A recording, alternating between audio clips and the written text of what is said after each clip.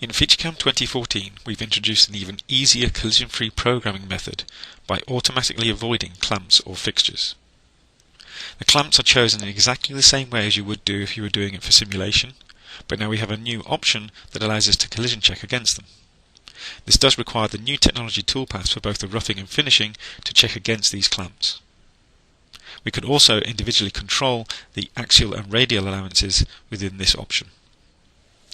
In this example I have a bracket part, and I've also got a number of pre-created features, in this case a hole pattern, some pockets, some sides, and then just a single pass face across the top.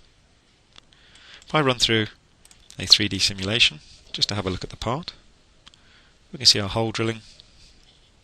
It's going to speed up the process a bit. I get my component like so. Clearly we can see here that we've machined all the way around our stock material. In this particular instance, I've actually got a number of clamps in here. If I go to the solids area, you can see they're already located here, but I've stored them on a different level. Let's go ahead and bring those back, just by going to my layer dialog and turning on the clamps layer. You can reshade those up, and you'll notice these are being positioned around the part to hold the material in place as we machine the component.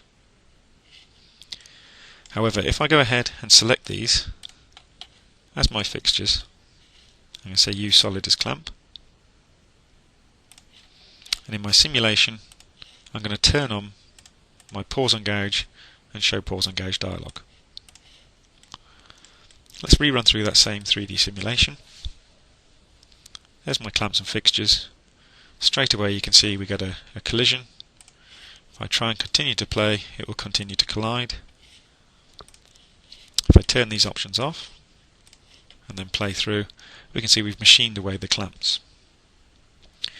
So in the previous version we introduced the option to go into these features, so for example side 1, and then as long as we are using the strategy for NT roughing and NT finishing, we could then go to the Dimensions tab and check the check surfaces for this particular feature type.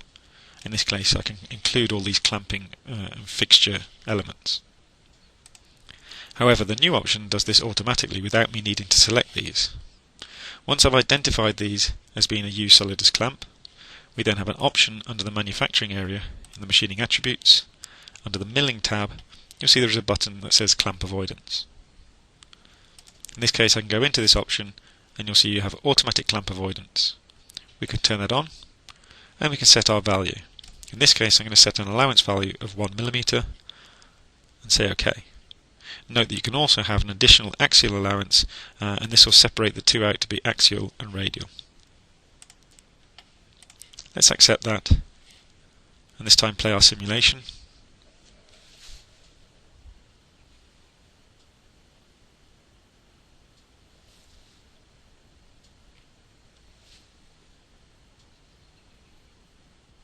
So in this case I've done nothing different except turn that option on, and you can clearly see that we've left upstands of material around the component where we've avoided those clamps and fixtures.